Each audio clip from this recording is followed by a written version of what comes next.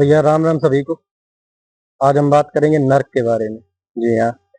अब आप में से बहुत लोग कहेंगे कि भैया नर्क तो वो होता है जिसमें पीछे लावा वावा बहता है, सब हम लोग देखते हैं, आग जल रही है।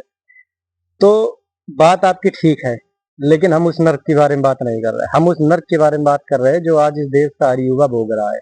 मैं भोग रहा हूँ, आप भोग रहे हैं, और करोड़ों लोग भोग रहे हैं। हम उस नर्क की बात करेंगे, ठीक है। और इस नर्क का कारण है इस देश का education system, examination pattern, society, सब कुछ है, ठीक है। तो आप लोग, कई ऐसे लोग होंगे, क्या ज्यादातर लोग होंगे जो आज अनएम्प्लॉयड हो, ठीक है। और आपसे चूतिए चूतिए लौंडे आज कहीं ना कहीं बने बैठे हैं। तो आप भी सोचते होगे कि उनमें ऐसा क्या खास है जो हमें नहीं है, उनसे ज्यादा इंटेलिजेंट है, उनसे ज्यादा हम पढ़े लिखे हैं, उनसे ज्यादा हम जवाबदेही है हमारी, लेकिन उसके बावजूद भी वो आज कहीं बैठे हैं और हम आप यहीं झक मार रहे हैं। क्यों? क्योंकि उन्होंने सही समय पर सही काम किया है दोस्त। मेन मुद्दे की बात ये है, ठीक है। अब आप एजुकेशन सिस्टम या एग्जामिनेशन पैटर्न की बात कर लो, तो आप कोई भी एग्जाम फॉर्म भरो, उसमें भैया क्या लिखा होता है सिलेबस में? सिलेबस में लिखा होता है कि bachelor degree in any stream in any manner. कहने का मतलब क्या हुआ कि जितने भी बैचलर डिग्री वाले हैं उन सभी को हम मौका दे रहे हैं, ठीक है भैया। आप आइए, फॉर्म भरिए, एग्जाम दीजिए, नौकरी पाइए, ठीक है। लेकिन क्या वाकई में ऐसा है? आप खुद सोचो, क्या वाकई में ऐसा है कि सभी को बराबर मौका दिया जा रहा हो? कहने को तो बोल दिया गया कि भैया bachelor degree in any stream, मतलब क्या हुआ कि जो नॉर्मल डिग्रियां हैं, बीए, बीएससी, बीकॉम, ठीक है, उनके जो स्टूडेंट हैं उनको हम बराबर मौका दे रहे हैं कि आप आइए हमारे यहाँ से तैयारी करिए, मतलब फॉर्म भरिए और नौकरी पाइए, ठीक है। लेकिन क्या है, ऐसा नहीं है। आप अगर किसी भी एग्जाम का सिलेबस उठाकर देखो तो सिलेबस में क्या पूछा जा रहा है? मैथ, रीजनिंग, करंट अफेयर, ठीक है। तो मैथ और रीजनिंग को मैं एक ही में गिनता हूँ क्योंकि दोनों में कैलकुलेशन होती है, तो वो तो हो गया एडवांटेज भैया साइंस स्ट्रीम का, ठीक है। करंट अफेयर सबको रट रहे हैं। इसके बाद जो दूसरी स्ट्रीम है, बीए और बीकॉम, उनके लिए क्या है भैया एग्जाम में? तो बाकी स्ट्रीम वालों के लिए क्या है एग्जाम में? बाकी स्ट्रीम वालों के लिए एग्जाम में कुछ नहीं है। क्यों?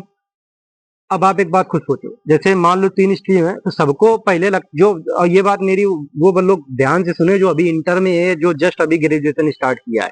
जिन लोगों ने अभी ग्रेजुएशन स्टार्ट किया है या बीए, बीएससी, बीकॉम, इन तीनों में से किसी में भी एडमिशन लिया है, तो मैं उनसे यही विनती करूंगा कि अभी छोड़ दो, ठीक है। हो सकता है आपके 1500-1600 रुपए या 2-2,500 रुपए बर्बाद हो जो आपने पैसे दिए हैं कॉलेज को, लेकिन मैं यही बोलूंगा कि अभी छोड़ दो। आप नर्क के और करीब जा रहे हो, क्योंकि ये जो डिग्रियां मिलती हैं ये सिर्फ कागज का टुकड़ा है, इनका कोई एडवांटेज नहीं भैया, ठीक है। आप रोगे बाद में बैठ के। इन डिग्रियों का सिर्फ एक इस्तेमाल है कि आप सरकारी नौकरी का फॉर्म भर सकते हो, और नौकरी अब बची है नहीं। नौकरी की क्या हालत है हम सब देख रहे हैं, ठीक भैया। तो आप बेटर यही है कि आप अभी छोड़ दो, ठीक है। और जो लोग अभी इंटर में हैं, ठीक है, उनको इंटर क्या, हाई स्कूल वाले भी सुने। जो लोगों को लगता है कि हम स्ट्रीम ये चूज करेंगे तो ये होगा, ये चूज करेंगे तो ये होगा, अपनी गलत फहमी निकाल दो दिमाग से, ठीक है। आप दुनिया जान का, भारत का कोई भी एग्जाम दे दो, इंजीनियरिंग, डॉक्टरी में छोड़ के बात कर रहा हूँ, ठीक है। इनके अलावा जितने भी एग्जाम है आनी सब में मैथ, रीजनिंग, करंट अफेयर ही है भैया। अगर आपको लगता हो कि आप स्ट्रीम चूज कर लेंगे तो आपका उसको कुछ एडवांटेज मिल जाएगा, तो घंटा कुछ एडवांटेज नहीं मिलेगा, ठीक है। किसी में भी कुछ एडवांटेज नहीं है। मैंने अभी जैसा पहले बताया, बोलने को बोल दिया जाता है कि तीनों कोई भी स्ट्रीम हो आप उठा के चलिए एग्जाम भर दीजिए, लेकिन एडवांटेज कुछ नहीं है। अगर आप सोचोगे कि आपको सब्जेक्टिव कुछ मिल जाएगा करने के लिए, तो ये आपकी गलत फहमी है। आना हर एग्जाम में मैथ, रीजनिंग, करंट ही है, ठीक है। मैं तो सरकार से कहूंगा स्ट्रीम ही बंद करो, केवल एक चलाओ साइंस वाली। तो अगर आप सोच रहे हो, तो पसंद हो अथवा ना हो, अगर आपको आगे कुछ नौकरी से रिलेटेड करना है तो साइंस में चिपके रहो। आगे भी साइंस से रिलेटेड काम करना, मैथ जिसमें आती हो, एग्जाम में वही आना है भैया। आपको अगर सोच रहे हो स्ट्रीम का कुछ एडवांटेज मिल जाएगा तो घंटा नहीं मिलेगा, ठीक है। इनफैक्ट आप इसका सीए का एग्जाम उठा लो। सीपीटी जो एग्जाम का सीए का एंट्रेंस होता है भैया, सीपीटी कॉमन प्रोफिशिएंसी टेस्ट, उसमें भी भैया 50 नंबर की प्योर मैथ आती है, समझ रहे हो। यानी आपने 2 साल अकाउंट में झक मारी, high school inter first year, इसके बाद 3 साल का आपने ग्रेजुएशन किया, 5 साल हो गया, ठीक है। 5 साल आपने झक मारी, पिछवाड़ा मराया आपने। उसके बाद जब बैठने जाओगे आपको सोचोगे कि ये हमारी स्ट्रीम का चीज है, हम इसमें अपना मेहनत कर सकते हैं। तो एंट्रेंस में आपको क्या देखने की मिलेगी? मैथ, रीजनिंग आपके लग गए लोड़े, ठीक है। आपने जितनी मेहनत की आपकी लग गए सब। आधे बच्चे जो आज कहीं नहीं पहुंच पाए, जो सफर कर रहे हैं, उसका सबसे बड़ा कारण यही है कि हर एग्जाम के एंट्रेंस में मैथ और रीजनिंग का चूतियापा घुसेड़ दिया जाता है। भैया जिसने 5 साल अकाउंट पढ़ी है, 7 साल पढ़ी है, जिसने मैथ छुई नहीं है, अब आप कही रहो जाओ फिर से मैथ पढ़ो जाके, समझ रहे हो। मैथ भी अच्छी खासी लेवल की आती है एग्जाम्स में। और आप बैंक का एग्जाम उठा लो, बैंक में तो क्या होता है, बैंक तो प्रॉपर कॉमर्स वालों की नौकरी मानी जाती है ना। ठीक है, मैं देखिए मैं किसी साइंस स्ट्रीम के स्टूडेंट को ब्लेम नहीं कर रहा हूँ।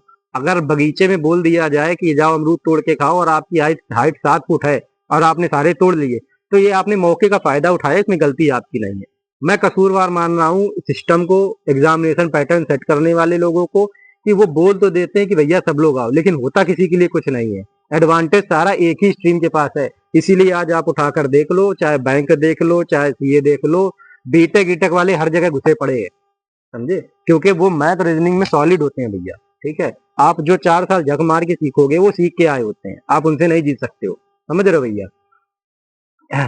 तो ये चीजें हैं, अगर आप सोच रहे हो कि कुछ एडवांटेज है किसी स्ट्रीम का, तो कुछ एडवांटेज नहीं है, चुतियापा पिला पड़ा है। और आगे बैंक के देख लो, बैंक में आगे आपको क्या करना है, अकाउंट ही तो संभालने हैं भैया, लेकिन एग्जाम में क्या आ रहा है, math reasoning current affair, math reasoning current, हर एग्जाम में यही आ रहा है भैया, कुछ चेंजमेंट नहीं है। 10 में से केवल एक नौकरी ऐसी आ जाएगी अकाउंटेंट की भैया, जिसमें प्रॉपर अकाउंट का सिलेबस मिल जाएगा।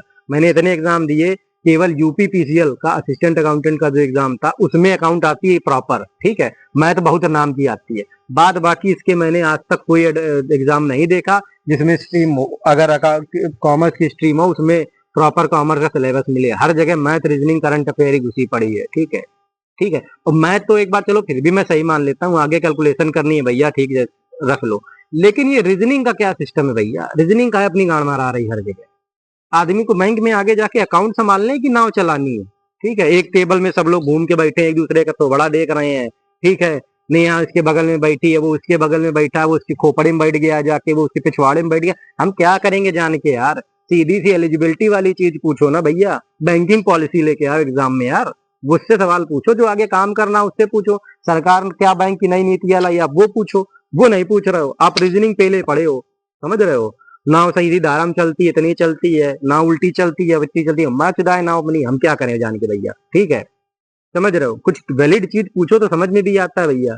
ठीक है, करंट अफेयर का भी क्या चूतिया पाया समझ में नहीं आता, सोशल अवेयरनेस के नाम पे कुछ भी जेन्युइन चीज पूछ सकते हो यार, मुंह उठा के कुछ भी पूछ देते हो। ठीक है, और जो और सबसे बड़ी बात यह है, जैसे अभी देखो, अभी क्या यूपीएसआई दरोगा का फॉर्म आया है, 5,000 कुछ वैकेंसी है। तो पहली बात तो भैया ये सुन लो कि हम कितने भी एडवांस हो जाएं, हमको पता है हमारी औकात क्या है, हम इस एग्जाम में बैठने लायक हैं या नहीं है। ठीक है, 5,000 वैकेंसी में मान के चलो फॉर्म कम से कम 20 लाख पड़ेगा, फॉर्म फीस है 600। और उसके बाद मेरा ये अभी से लिख के रख लो कि एग्जामिनेशन सेंटर में यूपी के दोनों कोने नाप दिए जाएंगे, समझ रहे हो, गाजियाबाद वाला ललितपुर जाएगा सीधे, समझ रहे हो। तो ये मान के चलो 1,000 1,500 की वहां टोपी है, पैसे है नहीं भैया लोगों के पास। तो जो सामान्य स्टूडेंट है मैं उनसे हाथ जोड़कर विनती करूंगा, फॉर्म मत भरो। ठीक है, आपके घर वाले प्रेशराइज कर रहे हैं, उनको सीधे बताओ कि भैया मेरी औकात नहीं इस एग्जाम की, मत भरो, पैसे बचेंगे और एक आपके ऊपर ठप्पा लगने से बचेगा कि ले एक और एग्जाम दिया है कुछ नहीं हुआ, समझे। और जो लोग आज घर की जिम्मेदारी संभाल रहे हैं, कहीं बाहर नहीं जा पाए, सबसे पहली बात जो भी स्टूडेंट है या जो युवा है जिसने अभी किया, ज्यादा टाइम नहीं हुआ है, मैं उनको सजेशन दूंगा कि आप घर छोड़ दो अपना। ठीक है, आप कहीं बाहर निकल जाओ, सक्सेस होने के चांस बढ़ जाएंगे आपके। और अगर आपको लग रहा है कि हम घर की जिम्मेदारी भी संभाल लेते हैं और काम भी कर लेंगे, तो एक बात समझ लो आप, कोई दुनिया में घनिष्ठ नहीं है आपका। ठीक है, अभी आपके फैमिली मेंबर्स कह रहे हैं कि एग्जाम की तैयारी करो, तैयारी करो, बाद में जब कहीं कुछ नहीं होगा तो आपको लगेगा कि अरे यार मेरा तो कुछ हुआ नहीं, यूं चले गए जिंदगी के इतने साल, हम कहीं पहुंचे नहीं। उसके बाद यही घर वाले जो आपको सपोर्ट कर रहे हैं यही कहेंगे कि जाओ कहीं 5-10 हजार की नौकरी कर लो जाके। ठीक है, समझे, वो फिर जमीर का बारा नहीं करेगा आपका, जाओ कहीं कर लो जाके। और जो डिग्रियां आप लिए बैठे उनको लेकर जाओगे, आदमी चपरासी ना रख के लात मार के निकाल देगा। ठीक है, जो ये नॉर्मल डिग्रियां बट रही हैं फ्री की हैं, कोई स्किल स्किल तो होती नहीं है, बस बट गई, मिले जो लिख के अंडर खंडा नंबर मिल गया हो गया काम। ठीक है, तो उसके बाद आपको परिवार वाले टॉन्ट मारेंगे घर के लोग। और जब घर के लोगों की खासियत पता है क्या है भैया, घर के लोगों की खासियत ये है, जब उनका दिमाग खराब होता है आप उनके लिए तन मन धन लगा दो, सब कुछ कर लो। ठीक है, लेकिन एक काम अगर आपने उनके मन का नहीं किया तो उसके बाद वो आपको वहां पर स्ट्राइक करेंगे जहां आपको सबसे ज्यादा तकलीफ होती है, अब वो वहीं पर ताने मारेंगे और उनका एक ताना आपकी आत्मा तक को झोड़ के रख देगा। समझ रहे हो भैया, ये है कड़वी सच्चाई आज की। आपका घर हो चाहे जो हो, कोई ना कोई आपको टॉन्ट मार ही देगा। इसलिए घर संभालने और फालतू चुतियापे के चक्कर में ना पड़ो, अपने करियर के लिए जाओ, छोड़ दो घर। ठीक है, देखो अगर बाजार से सब्जी आनी है तो आप जब हो तब भी आती है। फर्ज करो आप कहीं बाहर चले गए एग्जाम देने, तो सब्जी तो तब भी आती है ना, तो आप नहीं रहोगे, सब्जी तब भी आएगी, थोड़ा लेट आएगी लेकिन आएगी जरूर। ठीक है, मेरा कहने का उद्देश्य ये है कि आप अपना घर छोड़ दो, परिवार घर के भरोसे मत रहो। समझ रहे हो, आजकल का टाइम ऐसा है भैया। ठीक है, तो ये है एजुकेशन सिस्टम, सुधार कोई नहीं होने वाला है। क्यों? क्योंकि देखो अगर आप बाहर घर के निकले हो, ठीक है, और नाली का पानी बाहर बह रहा है, अगर आप पैदल जा रहे हो, नाली के पानी से आपका पैर खराब हो रहा है, तब तो नाली आप साफ करोगे। और यदि आप चरपहिये बैठ के निकल जाते हो और नाली के पानी से आपको कोई फर्क नहीं पड़ रहा, तो आप कभी नहीं साफ करोगे। देश के एजुकेशन सिस्टम और एग्जामिनेशन पैटर्न का भी यही हाल है भैया। ठीक है, नेताओं के लड़के तो उनमें पढ़ते हैं नहीं, जितना अधिकारी है सब उसके विदेश में सेटल्ड है, तो उनको क्या पड़ी है सही करने की। समझे, जितनी भी आजकल बड़ी नौकरियां हैं, जितनी भी सिविल की हैं, जितने मुझे समझ में आया, मैं इसलिए नहीं बोल रहा हूँ कि मैंने कुछ नहीं उखाड़ा है, जितना मुझे समझ में आया है, सिविल की नौकरी का क्या है, आप बन जाइए, उसके बाद 5-10 साल आप जनता के बीच में रहिए, आप ये समझिए कि जनता को चूतिया कैसे बनाना है, ठीक है, जनता का काटना कैसे है। उसके बाद आओ सेक्रेटरी बनो, बड़े बड़े नेताओं के अंगूठा छाप नेताओं के, और आप पब्लिक का पैसा चुराना कैसे है, आप इसमें हमारी सहायता करो। ठीक है, समझ रहे हो, कौन से आईएएस ने एजुकेशन सिस्टम में सुधार ला दिया भैया, कौन सा आईएएस ने लॉ सिस्टम में सुधार ला दिया, सब वही तो चल रहा अंग्रेजों के जमाने का। ठीक है, अंग्रेजों ने लॉ क्यों बनाए थे, भारतीय लोगों की इंसल्ट करने के लिए, इसीलिए कपड़े उतारे जाते हैं जेल में जब आप जाओगे। ठीक है, क्या उसमें सुधार हुआ? कुछ नहीं हुआ। क्यों? क्योंकि किसी को पड़ी नहीं है। समझ रहे हो, ऊपर से आजकल के भैया कोचिंग एग्जाम, अरे दादा, जैसे वैकेंसी आती है धड़ल्ले से वो कोर्स बेचने में लग जाते हैं। ठीक है, ये कोर्स खरीदो, ये मिलेगा, एसटी दो, ये फलाना ढिमाका, 3,000 का, 4,000 का। लेकिन जब वही पेपर लीक हो जाता है तो किसी को पता नहीं चलता है। हाँ, कुछ अच्छे टीचर हैं जैसे अभिनय सर हो गए, और कई टीचर हैं जो बच्चों के साथ खड़े होते हैं, लेकिन अधिकांश क्या करते हैं, दुम दबा के निकल लेते हैं। उनका काम, उनको कोर्स बेचना था, उनके जेब में पैसे आ गए, उनका काम हो गया, बस काम खत्म। उसके बाद आप जानो आगे जाने। ठीक है, एसएससी का ही देख लो, बेचारे लाठियां खा रहे टीचर स्टूडेंट दोनों की नहीं। ठीक है, समझ रहे हो, एसएससी का भी क्या है, एसएससी का जो भी एग्जाम आता है सीजीएल वगैरह का, 20% तो इसमें वो स्टूडेंट बैठता है जो ऑलरेडी कहीं से सिलेक्टेड होता है। समझ रहे हो, अब एक बात सोचो आप, एक बच्चा जो पिछले 4 साल से मर रहा है उसका मेंटल लेवल, और एक आदमी जो ऑलरेडी सिलेक्टेड है उसका मेंटल लेवल, क्या ये दोनों चीजें एक हो सकती हैं भैया? आप कंपेयर कर सकते हो?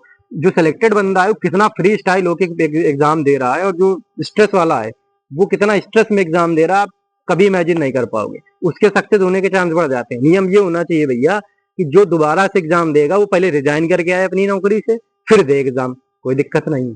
आओ नॉर्मल, तब उनके दिल में डर बैठेगा कि ऐसा ना हो कि सेलेक्ट ना हो तो ये भी नौकरी चली जाए, तब कुछ सीट छूटेगी। ठीक है, ऊपर से अब तो एडिक्विटी को दे दिया गया, तो उसने तो एग्जाम की ही ऐसी तैसी करके रख दी। समझ रहे हो, तो ये एक छोटा सा वीडियो था भैया, इसके नेक्स्ट पार्ट में हम लोग और किसी मुद्दे पर बात करेंगे। ठीक है, तो आप की पॉइंट आप समझ लो, नॉर्मल डिग्रियां नहीं करनी है। ठीक है, समझ रहे हो, प्रोफेशनल करो, कुछ भी कर लो लेकिन टेक्निकल करो। ठीक है, और जिन लोगों को लग रहा हो कि स्ट्रीम का कुछ एडवांटेज मिल जाएगा, हम ये स्ट्रीम करेंगे तो ये होगा, ये स्ट्रीम करेंगे, आपकी गलत फहमी है, निकाल दो। हर एग्जाम में मैथ, रीजनिंग, करंट अफेयर ही आना है। ठीक है, ना कॉमर्स के लिए किसी एग्जाम में कोई जगह है, कोई एडवांटेज है, ना किसी आर्ट वाले के लिए। कायदे से तरीका क्या है, 150 नंबर का पेपर है, तो हर स्ट्रीम के 50-50 क्वेश्चन दो, सबको अपना हाथ आजमाने का मौका मिले। लेकिन पैटर्न पूरा बायज्ड है, एक तरफा पेपर आता है। तो फालतू की कोई स्ट्रीम चूज मत करो, स्ट्रीम में वो स्ट्रीम स्ट्रक करके रहो जिसमें आगे एडवांटेज है। ठीक है, हाँ किसी एग्जाम में जैसे ग्रामीण बैंक के जो एग्जाम होते हैं उसमें हिंदी वगैरह आ जाती है, बट बाकी वो 2-4 साल में एक बार आता है। ज्यादातर जो एग्जाम आप उठा लो, पुलिस हो गया, ये चाहे एसएससी हो गया, चाहे जो हो गया, इन सब में मैथ, रीजनिंग, करंट आनी है, तो उसी में चिपके रहो, क्यों फालतू में अपनी माँ बहन करा रहे हो। ठीक है, घर छोड़ दो अगर छोड़ सकते हो, किसी के चक्कर में, वो सबसे बड़ी बात है। आपने आज पेपर दिया मान लो किसी का, नोट कर लो, और उसके बाद 3 साल तक केवल एग्जाम दो। ठीक, अगर 3 साल में कुछ नहीं हो रहा है, किताबें रखो किनारे, किसी काम धंधे में लग जाओ। अगर आप नॉर्मल किसी ऑफिस में ही 10,000 में लग गए, 8-10 हजार में, तो जब तक वो एग्जाम क्लियर होगा होगा, आप यकीन मानो 40,000 आप उसी प्राइवेट कंपनी में कमाने लगोगे। आयोग के ऊपर इतना भरोसा है मुझे, ठीक है। ऊपर से कई वैकेंसी ऐसी आती है भैया की जिसमें एक्सपीरियंस मांग दिया जाता है। जैसे अकाउंटेंट की कई भर्तियां आती हैं, तो उसमें बोल दिया जाता है अकाउंटेंट सीए होना चाहिए, 5 साल का एक्सपीरियंस होना चाहिए। एक बात बताओ, आपकी सैलरी है 70,000 सपोज करो, ठीक है। जो सीए 5 साल बनने में पहले उसने मराई, फिर वो 5 साल एक्सपीरियंस लिए बैठा है, प्राइवेट कंपनी में वो 4 लाख ऑलरेडी कमा रहा है। चूतिया तो है नहीं जो 4 लाख की नौकरी छोड़ के 60,000 की नौकरी में जग मारेगा। तो जब वो नहीं आने हैं तो दूसरों को मौका दो, उस हिसाब से एलिजिबिलिटी सेट करो। हकीकत बात है, आप कई एग्जाम उठाकर देख लो, वैकेंसी बैकलॉग में चली जाती है।